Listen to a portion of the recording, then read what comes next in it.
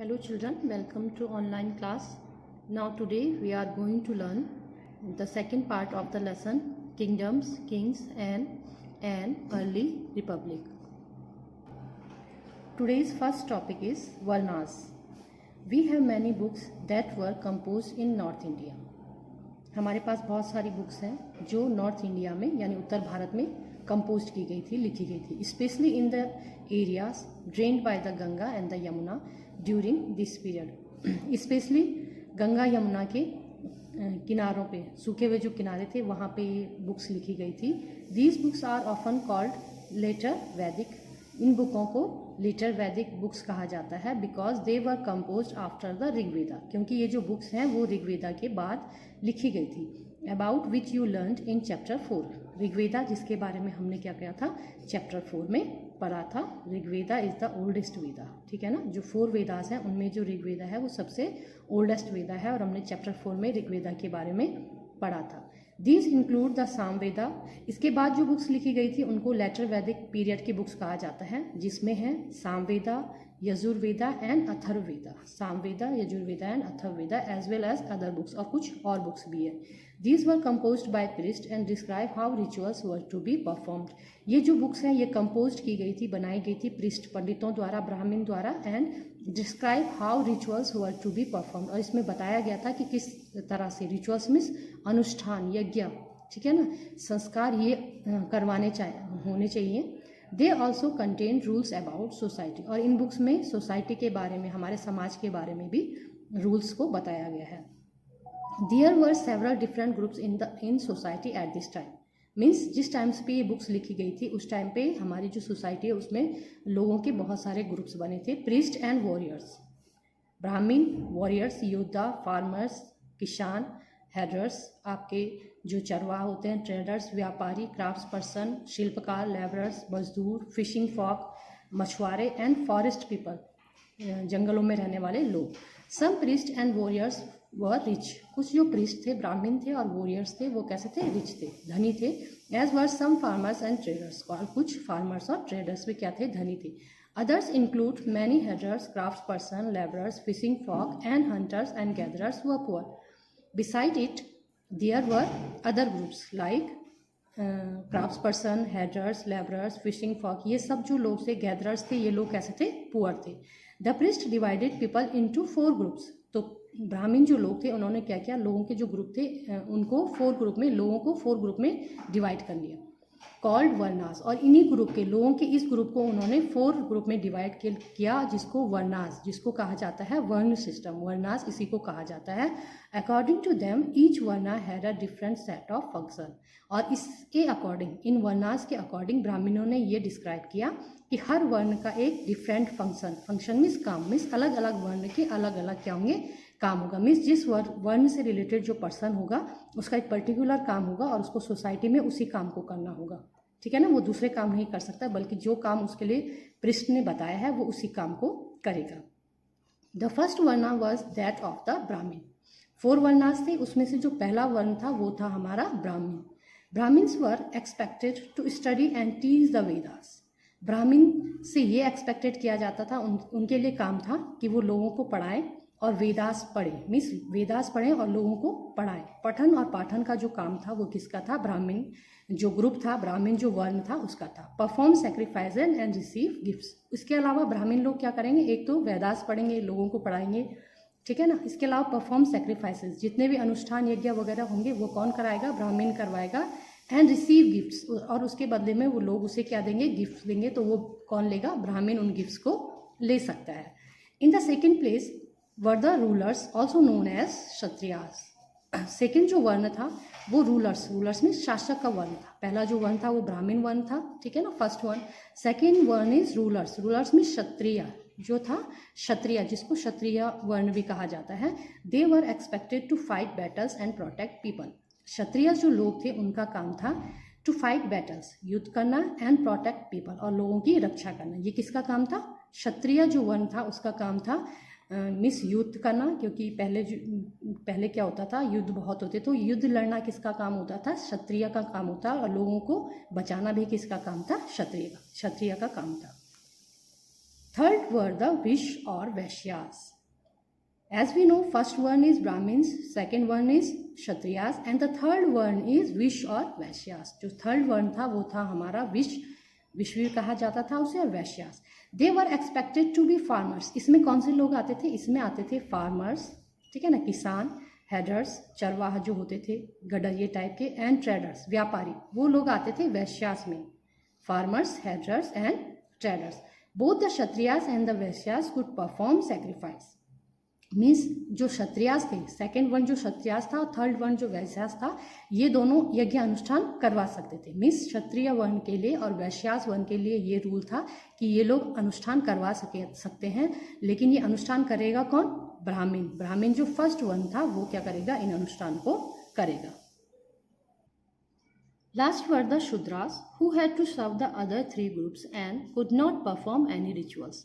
जो last one था, 4 number का जो वर्ण था वो था शूद्रास, ठीक है ना. सबसे लो जो कास्ट मानी गई थी वो शूद्रास थी और सबसे लो जो वर्ण था वो था हमारा शूद्रास.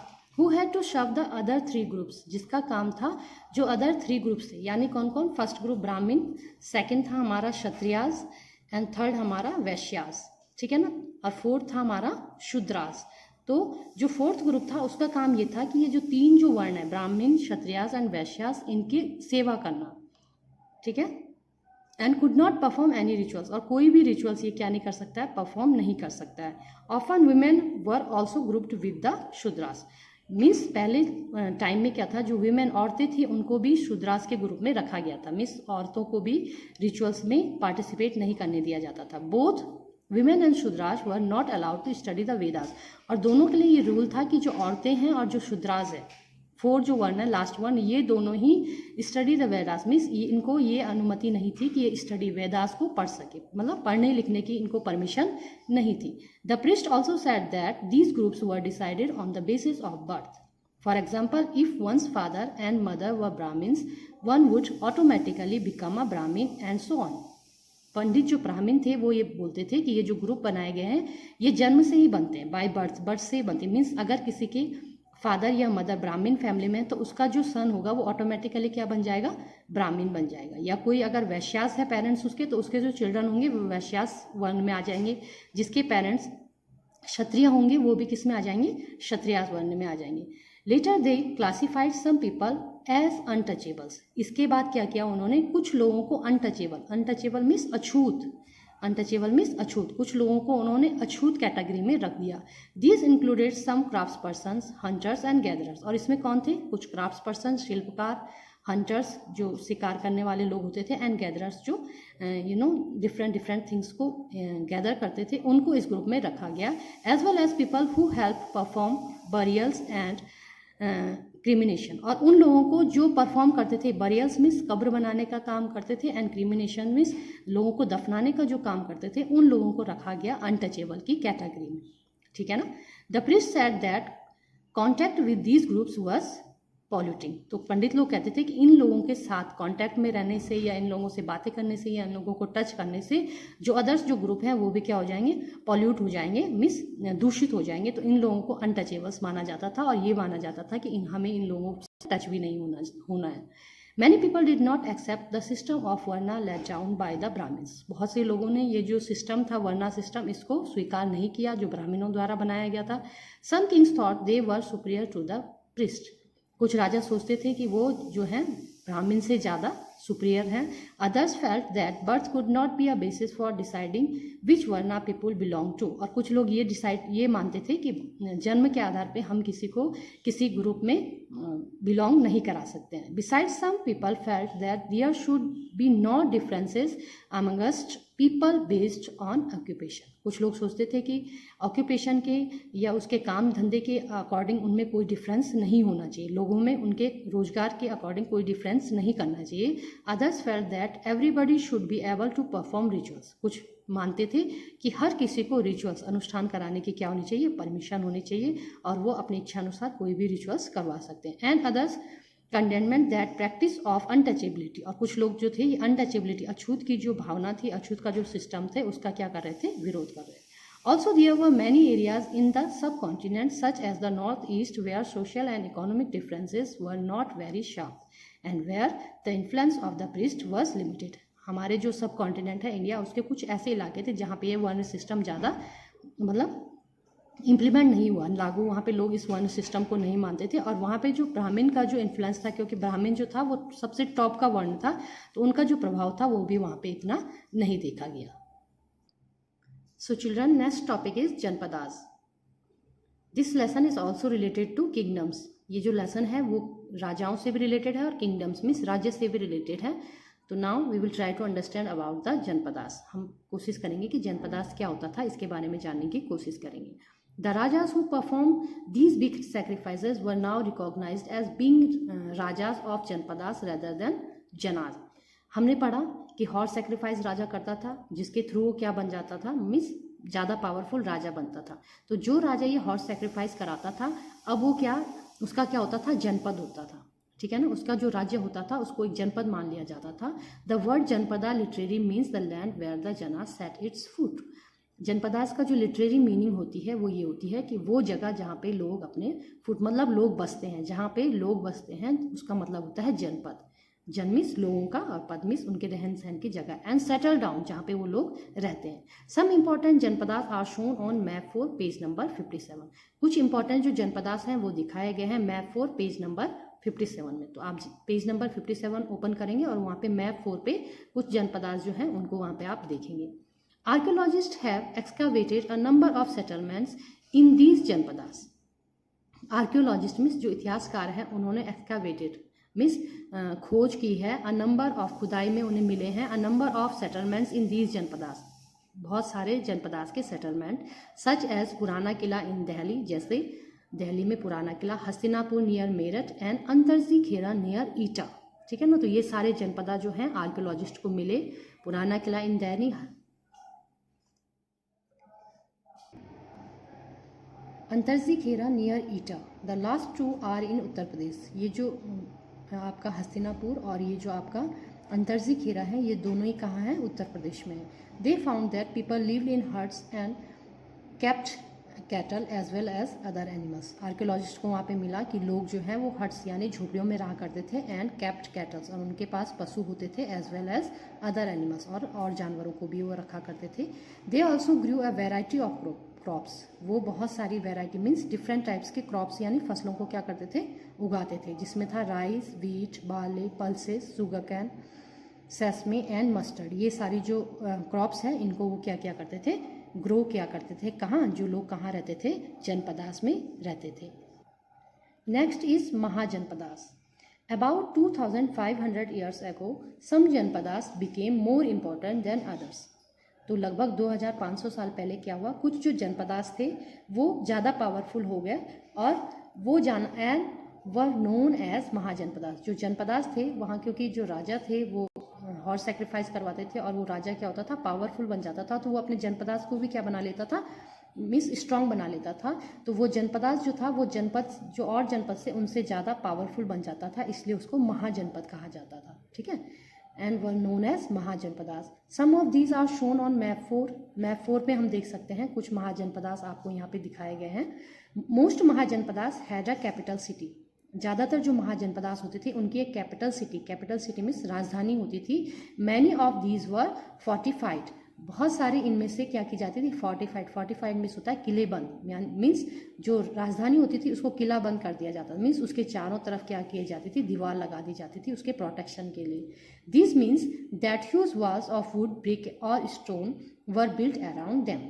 फोर्टिफाइड मीन्स होता है कि ह्यूज मीन्स विशाल वॉल्स, किसकी, वुड लकड़ियों की, ब्रिक ईंट की और स्टोन की, बिल्ट अराउंड देम मीन्स उस कैपिटल जो सिटी होती थी उसके चारों तरफ क्या कर दी जाती थी, बड़ी सी दीवार लगा दी जाती थी, मे बी वो हो सकती थी वुड की, ब्रिक की और स्टोन की, ठीक है ना, उसको प्रोटेक्ट करने के लिए।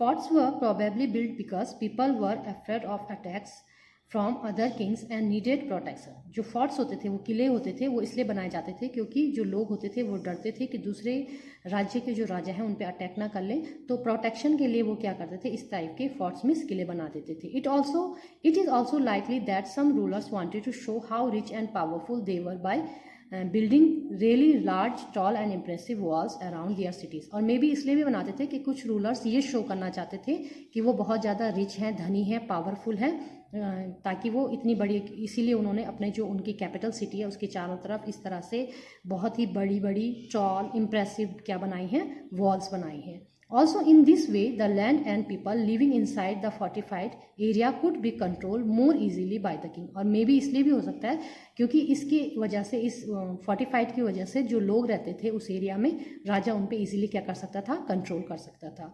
Building such huge walls required a great deal of planning. इस टाइप्स की बिल्डिंग्स बनाने के लिए, इस टाइप्स की वॉल्स बनाने के लिए बहुत ही बड़ी प्लानिंग की जरूरत होती थी। 1000 if not lakhs of bricks और stone had to be prepared.